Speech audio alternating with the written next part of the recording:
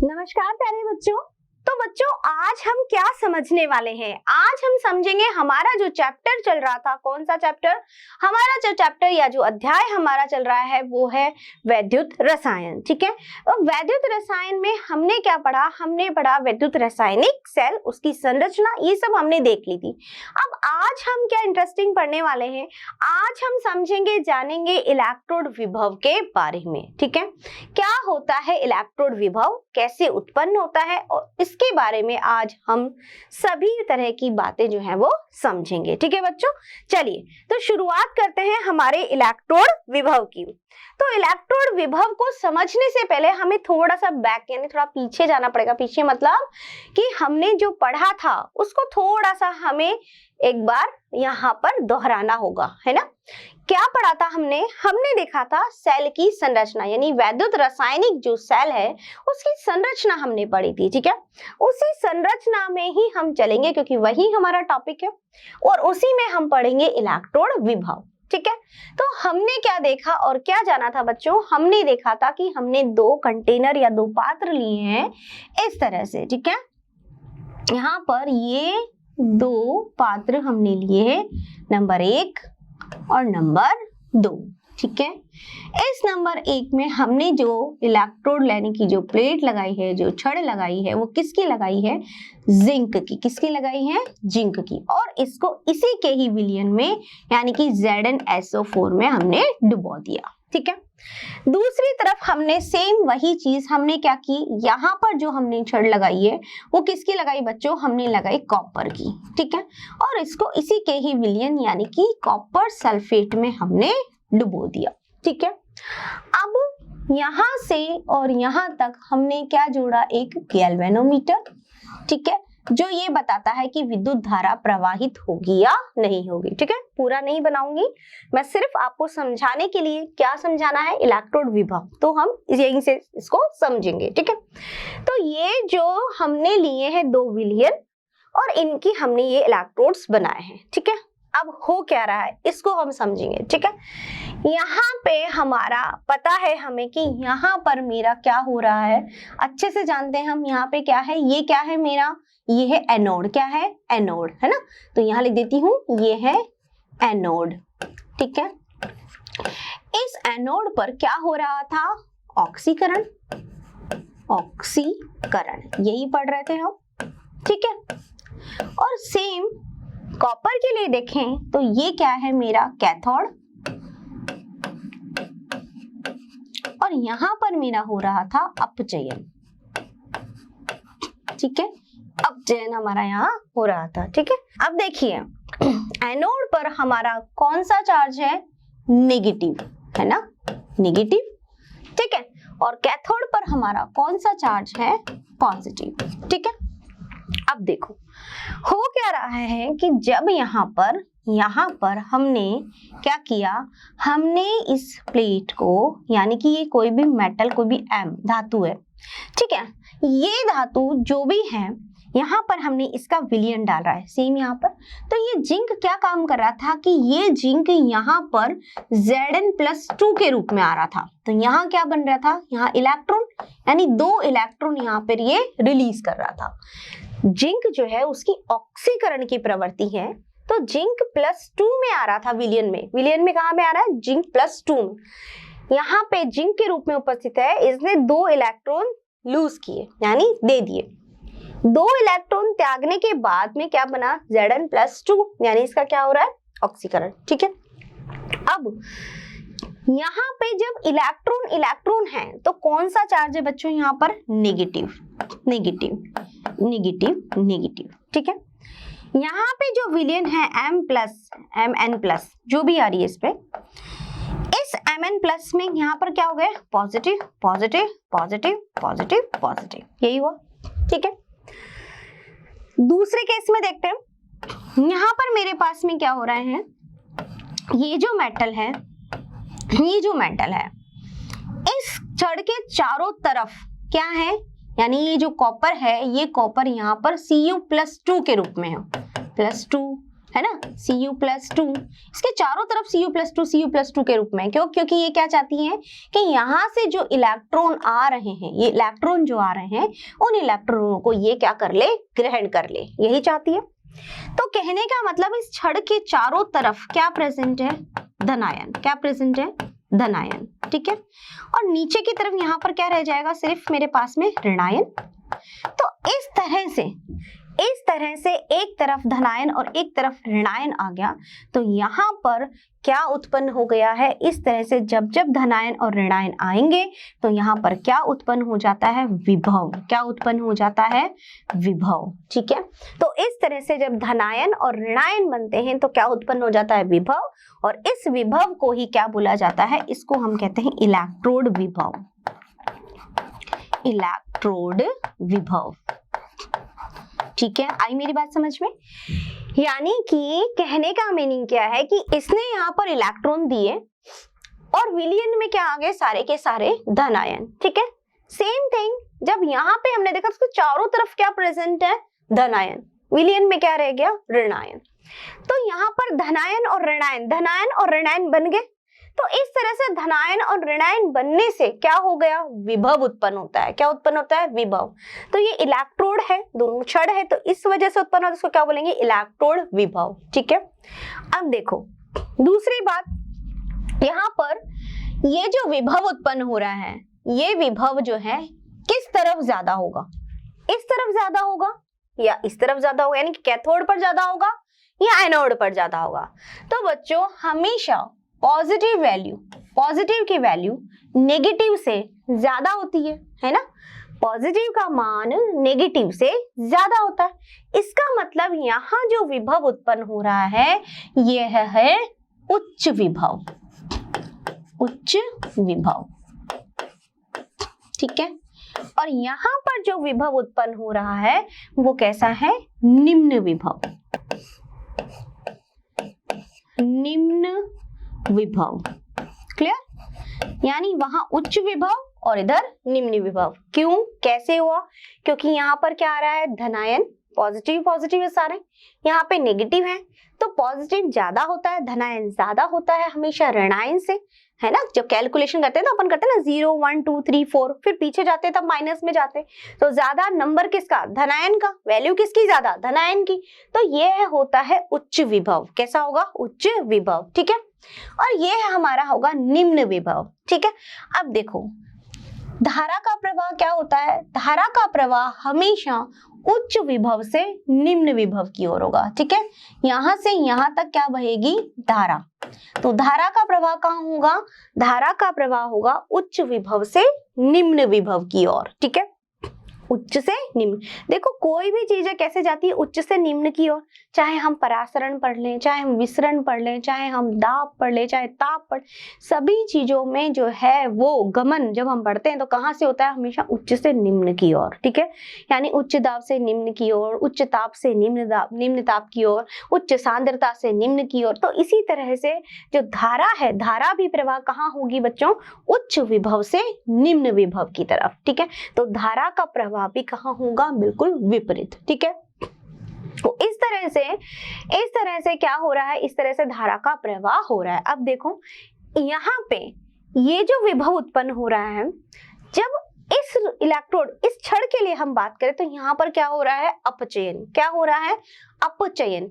इसलिए इसको क्या कहेंगे, अपचयन विभव। क्या कहेंगे, अपचयन विभव, ठीक है। और यहाँ पे जो है वो इलेक्ट्रॉन दे रहा है, ठीक है। तो इलेक्ट्रॉन जब दे रहा है तो यहाँ पर कौन सा होगा, ऑक्सीकरण विभव। कौन सा होगा, ऑक्सीकरण विभव, ठीक है। इसके अलावा इसको बोलते हैं हम एनोड विभव, कैथोड विभव भी कह सकते हैं, उच्च विभव, निम्न विभव कह सकते हैं, अपचयन विभव और ऑक्सीकरण विभव भी हम कहते हैं, ठीक है।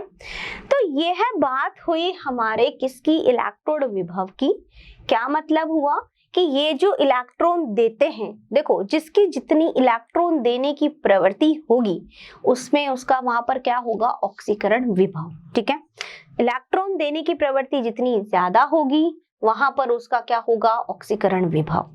इलेक्ट्रॉन ग्रहण करने की प्रवृत्ति ज्यादा होगी तो क्या होगा, अपचयन विभव। ठीक है, तो इस तरह से इलेक्ट्रॉन ग्रहण करने और देने की वजह से यहाँ पर जो धनायन और ऋणायन आ रहे हैं उससे एक विभव उत्पन्न हो रहा है और हमें पता है कि यहाँ अपचयन हो रहा है तो इसको अपचयन विभव नाम दिया।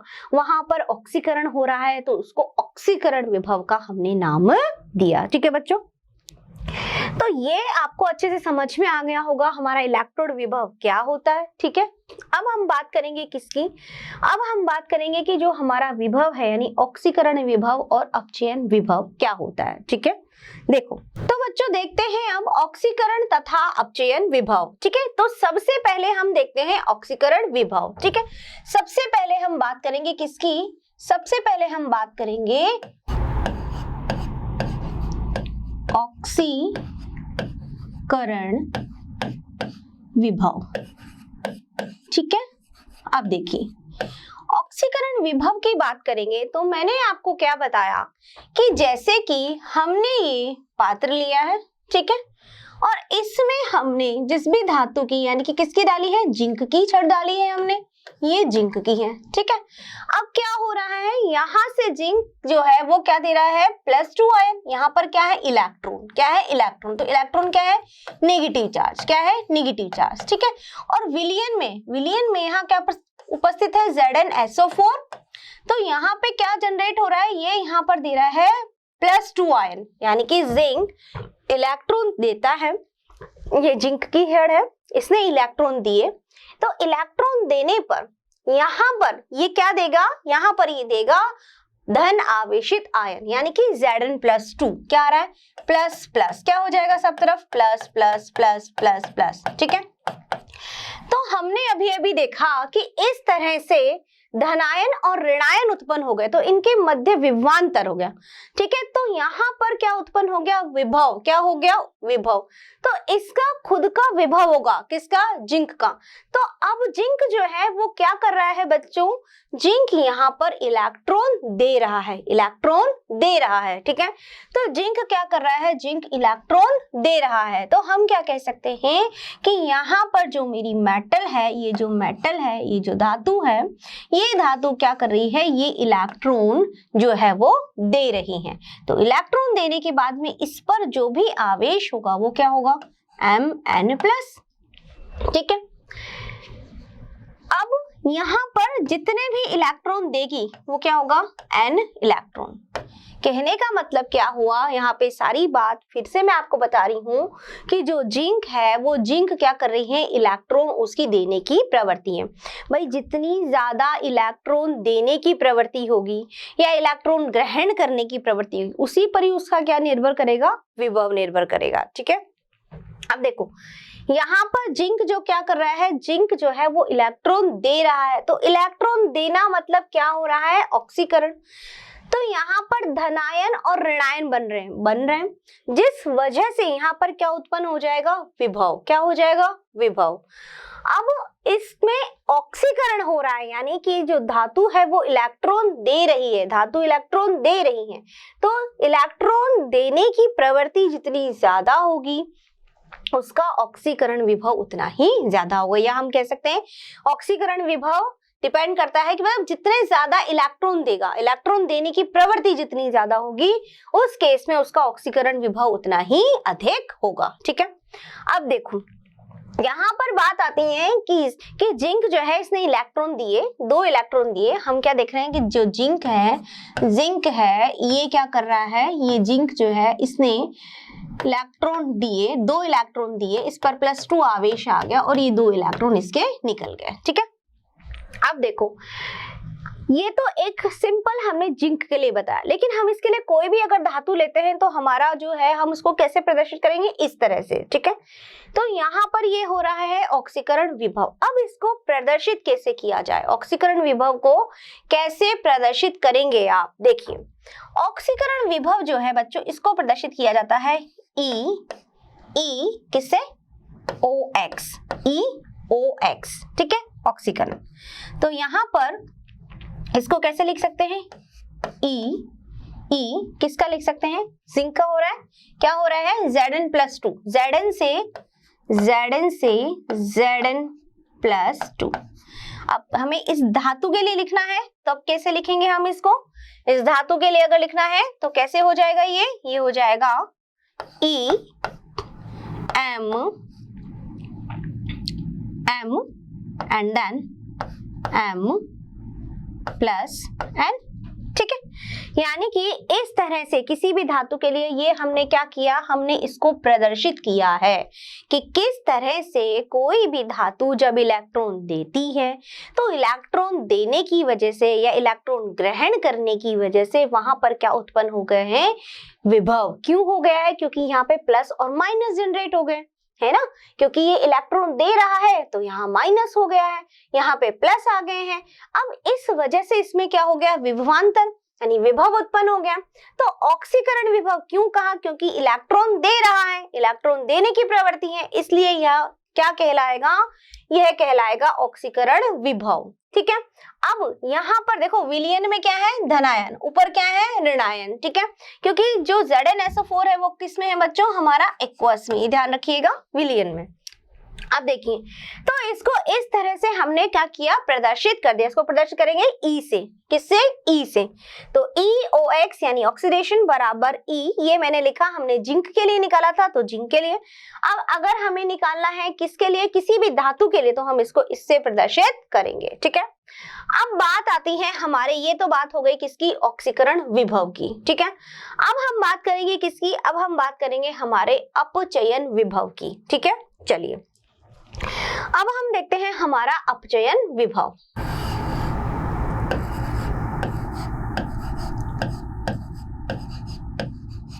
अपचयन विभव, ठीक है।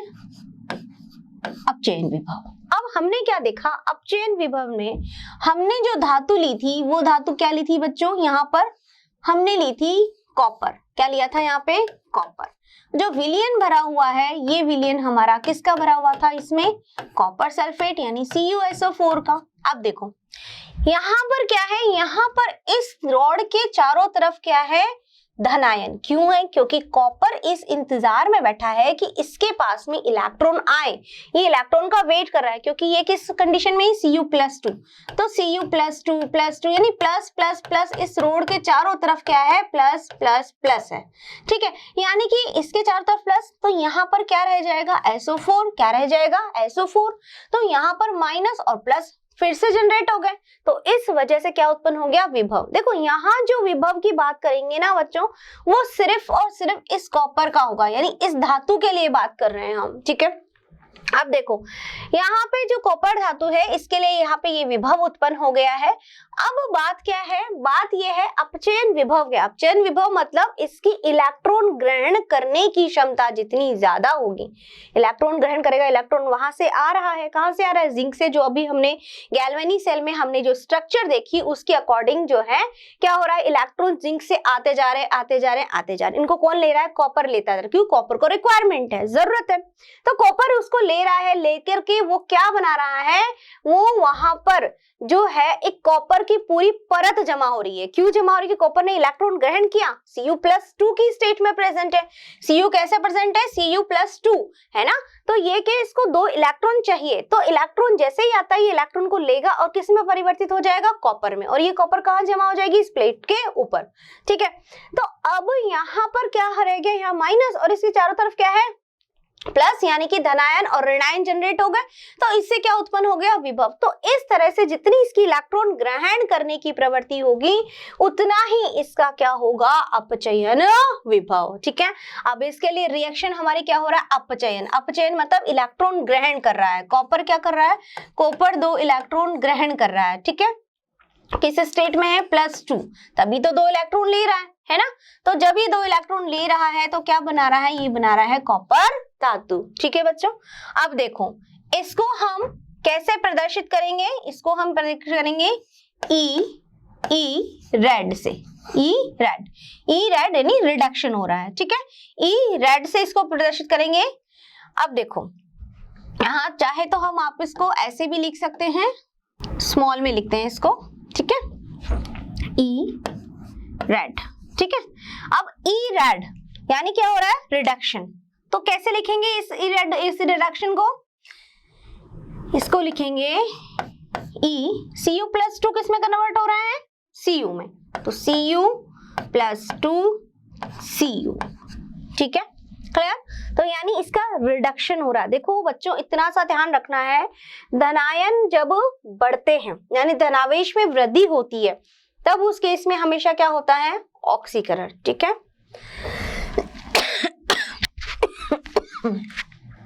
और जब धनायन में कमी होती है, धनायन कम हो रहा है, धनावेश कम हो रहा है, तब उस केस में वहां पर होता है अपचयन। क्या होगा? अपचयन, ठीक है। अब ये तो बात है सिर्फ एक, हम बात करें एक नॉर्मल यानी कि अपचयन विभव की, लेकिन अगर यहाँ पे हम कोई दूसरा अपचयन विभव में एक सिंपल नॉर्मल कॉपर की बात हम नहीं करी, लेकिन हम सभी धातुओं के लिए अगर बात करेंगे तब क्या होगा?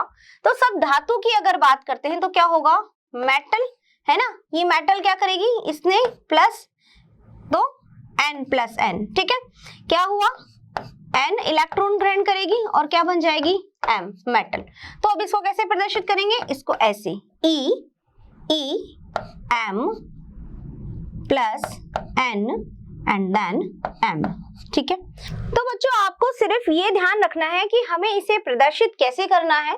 कैसे करोगे आप? जैसे कि यहाँ पे लिखोगे धातु M, धातु इस पर आवेश है, तो यह क्या कर रहा है? इलेक्ट्रॉन ग्रहण कर रहा है, यानी कि धनावेश में कमी हो रही है। धनावेश में कमी हो रही है, इसका मतलब क्या हो रहा है? अपचयन। और इससे जो विभव उत्पन्न हो रहा है वो है अपचयन विभव। अब आपको, मुझे नहीं लगता कि कोई डाउट होगा इसमें, अच्छे से समझ में आ गया होगा कि कोई भी धातु जब इलेक्ट्रॉन ग्रहण करती हैं या इलेक्ट्रॉन देती हैं, तो यहाँ पर इलेक्ट्रोड में धनावेश और ऋणावेश बन जाते हैं, जिसकी वजह से विभव उत्पन्न होता है। और अगर ये विभव अपचयन में हो रहा है यानी कि इलेक्ट्रॉन ग्रहण करने में हो रहा है तो अपचयन विभव, और इलेक्ट्रॉन देने की प्रवृत्ति में होता है, इलेक्ट्रॉन देगा जब विभव उत्पन्न होता है वहां, तो होगा ऑक्सीकरण विभव। प्रदर्शित करेंगे ई रैड और ई ऑक्स से। ई रैड मतलब कोई भी धातु जो है, मान लीजिए कोई भी धातु हमने ली तो उसको कैसे लिखेंगे? E M plus N M, यानी कि वो धातु उस पर आवेश और फिर वापस वही धातु, यानी कि इसी तरह से हम क्या प्रदर्शित कर सकते हैं? इसी तरह से ई ऑक्स यानी ऑक्सीडेशन। अपचयन विभव, अपचयन विभव में क्या हो जाएगा? अपचयन विभव मैंने आपको भी बताया, वहां पर हमारे पास में इसका जस्ट अपोजिट, उल्टा, ठीक है। बस इतना ध्यान रखिए, दिमाग में ये बात रखनी है कि धनावेश में कमी हो रही है या फिर धनावेश में वृद्धि हो रही है।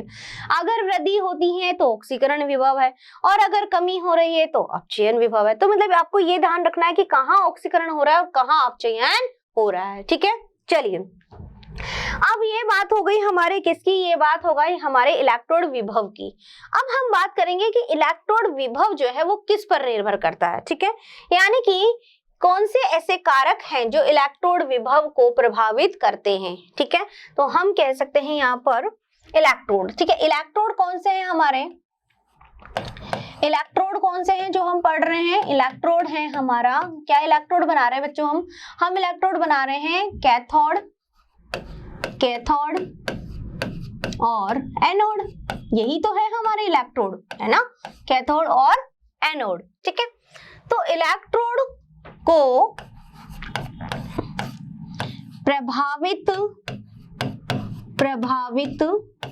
तो इलेक्ट्रोड को या इलेक्ट्रोड विभव को? इलेक्ट्रोड विभव को, ठीक है, इलेक्ट्रोड विभव को, है ना। इलेक्ट्रोड विभव को प्रभावित करने वाले कारक कौन कौन से हैं? वाले कारक, ठीक है। तो इलेक्ट्रोड विभव को प्रभावित करने वाले कारक कौन कौन से हैं? पहला कारक है धातु एवं धातु आयन, है ना, धातु एवं धातु आयन, यानी ये धातु पर तथा धातु आयनों पर निर्भर करता है। कैसे? सबका विभव अलग अलग होगा, यानी अलग अलग तरह के धातु यूज करते हैं हम, सबकी इलेक्ट्रॉन देने की प्रवृत्ति अलग है, किसी की इलेक्ट्रॉन ग्रहण करने की प्रवृत्ति अलग है। जैसे जिंक है, जिंक +2 देता है, आयरन Fe+2 भी बनाता है, आयरन Fe+3 भी बनाता है। तो इस तरह से जो भी हमने धातु लिया है या उसका जो आयन बनेगा उस पर निर्भर कर रहा है कि इलेक्ट्रोड विभव कम होगा या ज्यादा होगा, जो भी उसकी वैल्यू आएगी, ठीक है। तो इसको प्रभावित करने वाले कारकों में धातु एवं धातु आयन। दूसरा हमारा इंपॉर्टेंट है आयनों की सांद्रता, आयनों की सांद्रता, यानी कि आयनों की सांद्रता पर भी निर्भर करता है क्या, इलेक्ट्रोड विभव। इलेक्ट्रोड विभव की क्या वैल्यू होगी, कम होगा, ज्यादा होगा, ऑक्सीकरण हो रहा है या अपचयन, जो भी है उसको प्रभावित करने वाले कारक है धातु एवं धातु आयन और आयनों की सांद्रता। और तीसरा इंपॉर्टेंट जो रह गया है वो क्या है, ताप। ताप भी इसको प्रभावित करता है। तो ये तीनों फैक्टर्स हैं जिसकी वजह से इलेक्ट्रोड विभव जो है वो प्रभावित होता है। तो बच्चों ये सारी बातें हो गई हमारे इलेक्ट्रोड विभव की, ठीक है। ये बातें तो हो गई बच्चों हमारी सारी इलेक्ट्रोड विभव की, यानी कि आपको समझ में आ गया है कि विभव क्या होता है ना। इलेक्ट्रॉन देने और लेने की वजह से जो प्लस और माइनस धनावेश और ऋणावेश बन रहे हैं उससे विभव उत्पन्न हो रहा है। अपचयन की तरफ होता है अपचयन विभव, ऑक्सीकरण की तरफ हो रहा है ऑक्सीकरण विभव, ठीक है, जहां हमने जैसे जिंक और कॉपर को लगाया था उस हिसाब से, ठीक है। और कहाँ हो रहा है विभव, हमेशा कहाँ पे धारा प्रभावित होगी, उच्च विभव से निम्न विभव की ओर, ठीक है। उच्च से निम्न, कोई भी चीज कहां से जा रही है, उच्च से निम्न की ओर ही जाती है, चाहे वो सांद्रता हो, चाहे ताप हो, चाहे दाब हो या कोई भी चीज हो, ठीक है। तो यहाँ पर भी ये कहाँ होगा, उच्च विभव से निम्न विभव की ओर ही धारा का प्रवाह होगा, ठीक है। और वैसे में इलेक्ट्रॉन इस दिशा में जाएंगे तो धारा उसके जस्ट अपोजिट जाएगी, ठीक है। तो ये बातें हो गई हमारी सारी इलेक्ट्रोड विभव की, और ये इलेक्ट्रोड विभव को प्रभावित करने वाले हो गए हमारे कारक। अब सबसे इंपॉर्टेंट हमारा जो टॉपिक है अब जिस पे आएंगे वो है हमारा क्या, वो हम पढ़ेंगे अब मानक इलेक्ट्रोड विभव, ठीक है। क्या होता है मानक इलेक्ट्रोड विभव, मानक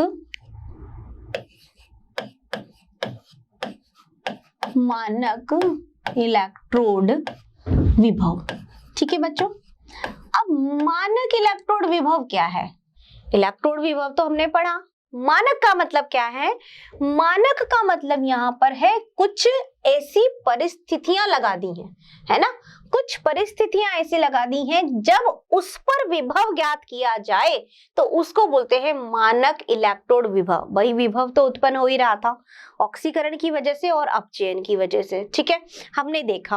अब ये विभव अगर हम क्या करें, एक कुछ कंडीशंस लगा दें, कुछ हम ऐसी सिचुएशंस क्रिएट कर दें जहां पर फिर इस विभव को ज्ञात किया जाए तो बोला जाता है मानक इलेक्ट्रोड विभव, ठीक है। अब वो कंडीशंस या वो परिस्थितियां क्या हैं, कुछ परिस्थितियां अगर हम लगा देते हैं, कुछ परिस्थितियां, ठीक है, परिस्थितियों में, ठीक है, कौन सी परिस्थितियों में, परिस्थितियां ये हैं बच्चों, यानी कि ताप, दाब और सांद्रता में परिवर्तन, यानी कि ताप जो है, ताप टेम्परेचर जो है वो कर दिया जाए 25 डिग्री सेंटीग्रेड, ठीक है।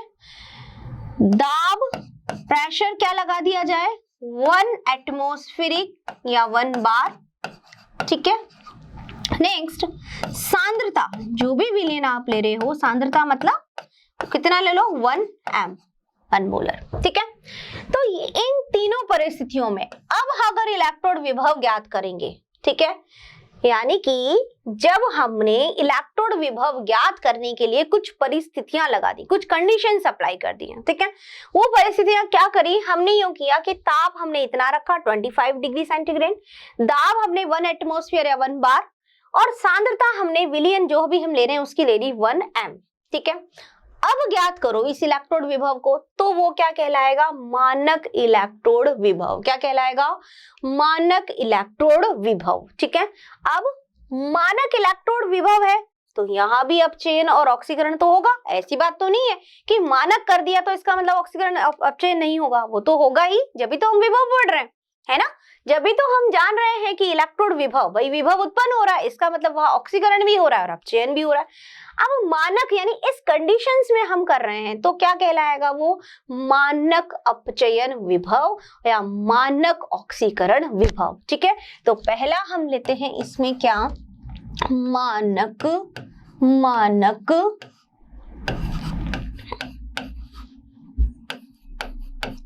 ऑक्सीकरण, मानक ऑक्सीकरण विभव, ठीक है, ठीक है। अब मानक ऑक्सीकरण विभव में क्या होगा, मानक ऑक्सीकरण विभव है, इसका मतलब कुछ अलग हो क्या का? नहीं, कुछ अलग नहीं होगा, सेम वही जो हम चीज पढ़ रहे थे। कैसे हम पढ़ रहे थे भैया कि जिंक जो है इसने इलेक्ट्रॉन दिया, इस पर आवेश आया और इसने 2 इलेक्ट्रॉन दिए, ठीक है। अब हम क्या देख रहे थे कि अगर कोई धातु है तो उसके लिए हम क्या करेंगे, Mn plus and then n electron, ठीक है। अब हमने इसे कैसे प्रदर्शित किया था, E से प्रदर्शित किया था, किसको? ऑक्सीकरण विभव को। लेकिन अब हमारे पास अगर मानक आ गया है तो अब हम इसको कैसे प्रदर्शित करेंगे? तो हम इसे प्रदर्शित करेंगे बच्चों सिर्फ और सिर्फ क्या लग जाएगा, E0। क्या लग जाएगा, E0। क्या लिखा जाएगा, सेम वही चीज, Mn प्लस जिंक के लिए लिखेंगे तो E0 Zn प्लस 2। क्लियर? तो अब जहां पर भी E0 आपको मिल जाए, इसका मतलब वो क्या है, मानक ऑक्सीकरण विभव, ठीक है। तो आपको ये बातें ध्यान में रखनी है। मानक मतलब कुछ परिस्थितियां ऐसी लगा दी हैं, कुछ कंडीशंस अप्लाई कर दी हैं। वो कंडीशंस क्या है, जो मैंने आपको अभी भी बताया, ताप दाब सांद्रता में एक फिक्स्ड वैल्यू रख दी है। इस फिक्स्ड वैल्यू पर हमको अब ऑक्सीकरण निकालना है और अपचयन निकालना है, ठीक है। चलिए नेक्स्ट सेकंड है हमारा मानक अपचयन विभव। क्या होगा, मानक अपचयन विभव, ठीक है। अब मानक अपचयन विभव में क्या पढ़ा था हमने भाई, कॉपर मेरा +2 में है, इसने 2 इलेक्ट्रॉन लिए, उसके धनावेश में कमी आई और ये हो गया इसका अपचयन, ठीक है। अब कोई भी धातु है तो इसके लिए हमने क्या लिखा, Mn plus n electron, n क्या बनेगा यहाँ पर, M मेटल। अब इसके लिए अगर मुझे मानक ऑक्सीकरण विभव की तरह ही मानक अपचयन विभव लिखना है तो क्या किया जाएगा बच्चों, E0, ठीक है। और E0 के बाद में ही क्या लिख दिया जाएगा यहाँ पर, Mn plus and then M, या फिर E0 क्या है, कॉपर है मेरी, कॉपर +2 देन कॉपर, ठीक है। तो ये क्या हो गया मेरा मानक ऑक्सीकरण विभव और मानक अपचयन विभव, ठीक है बच्चों। अब आप इजीली बता के देख करके बता सकते हो क्या कि यहाँ से यहाँ तक में क्या हो रहा है, धनायन में क्या हो रही है, वृद्धि, ठीक है। यहाँ पर क्या हो रहा है बच्चों, यहाँ से यहाँ देख के बताइए, यहाँ से यहाँ पर क्या हो रहा है, धनायन में कमी, यही हो रहा है। यानी कि यहाँ पर तो धनायन में वृद्धि हो रही थी, वहां धनायन में कमी हो रही है। तो यही पॉइंट आपको पकड़ना है और इसी पॉइंट को पकड़ करके आगे आप इसकी वैल्यू निकाल पाओगे, है ना।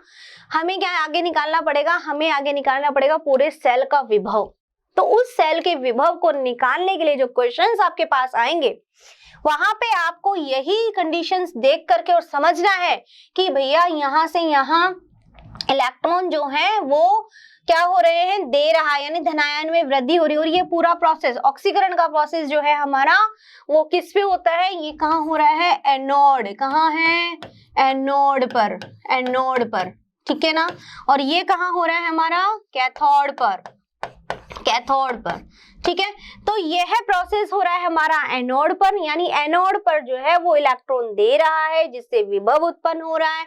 और हम कंडीशंस अप्लाई कर लेते हैं तो वहां पर कुछ परिस्थितियां हमने लगा दी, तब वो कहलाएगा ऑक्सीकरण विभव नहीं बल्कि मानक ऑक्सीकरण विभव, ठीक है। और कहाँ हो रहा है, ये एनोड पर हो रहा है। एनोड पर क्या होता है, ऑक्सीकरण हमें पता है, ठीक है। धनायन में क्या हो रही है, वृद्धि। बस जहां धनायन में वृद्धि दिखे समझ जाओ ऑक्सीकरण हो गया, ठीक है। दूसरी बात, मानक अपचयन विभव, यानी कि यहाँ पे हमने क्या देखा, ये प्रोसेस कहाँ होता है, कैथोड पर हो रहा है, ठीक है। अब यहाँ पर धनायन में क्या हो रही है, कमी, इसका मतलब यहाँ पे क्या हो रहा है, अपचयन, क्या हो रहा है, अपचयन। इसको अच्छे से ध्यान रखना है आपको, अपचयन को, क्यों, क्योंकि आगे जब हम वैल्यूज निकालेंगे, कैलकुलेट करेंगे, तब हमारे काम आने वाला है यही अपचयन सबसे ज्यादा, ठीक है। आपको दोनों चीजें दिमाग में रखनी है कि कब धनायन में वृद्धि हो रही है तो कब ऑक्सीकरण होगा और कब अपचयन होगा, बस ये बातें दिमाग में रखनी है, ठीक है बच्चों। तो अब ये सारी बातें हो गई मानक इलेक्ट्रोड विभव की, यानी कि हमने जब कुछ परिस्थितियां लगा दी, कुछ कंडीशंस अप्लाई कर दी, तब उस केस में जो अपचयन ऑक्सीकरण निकाला जा रहा है उसे कहा जाएगा मानक ऑक्सीकरण विभव या फिर मानक अपचयन विभव, ठीक है बच्चों। तो बच्चों ये बातें थी हमारी सारी किसके बारे में, इलेक्ट्रोड विभव के बारे में, ठीक है। यानी कि हमने क्या समझा, क्या पढ़ा और क्या जाना आज, इसको हम थोड़ा सा एक रिवाइज कर लेते हैं। हमने क्या पढ़ा, हमने ये पढ़ा कि जो धातुएं होती हैं, यानी कि हम क्या पढ़ रहे हैं, सेल, ठीक है। सेल में हमने ये देखा गैल्वेनिक सेल, यानी कि हम जो पढ़ रहे हैं हमारा विद्युत रासायनिक सेल है। विद्युत रासायनिक सेल क्या काम करता है, विद्युत रासायनिक सेल विद्युत यानी कि रासायनिक ऊर्जा का रूपांतरण किसमें कर रहा है, विद्युत ऊर्जा में, ठीक है। वहां हमने गैल्वेनिक सेल पढ़ा, गैल्वेनिक सेल की सारी हमने स्ट्रक्चर पढ़ी, जानी। अब हमने उसमें देखा कि हमने उसमें दो इलेक्ट्रोड बनाए, कौन कौन से, कैथोड और एनोड, ठीक है। और उन्हीं कैथोड और एनोड की वजह से, यानी उन दो इलेक्ट्रोड की वजह से वहां पर जो है हमने क्या देखा, क्या जनरेट हो रहा था, वहां पर जनरेट हो रहा था विभव, क्या उत्पन्न हो रहा था, विभव। क्यों, क्योंकि जो एनोड और कैथोड है वहां पर हमने जो धातुएं दी है वो धातुएं क्या कर रही हैं, ऑक्सीकरण तथा अपचयन, है ना। और ऑक्सीकरण और अपचयन का होना ही तो एक रासायनिक अभिक्रिया वहां पर हो रही है, ठीक है।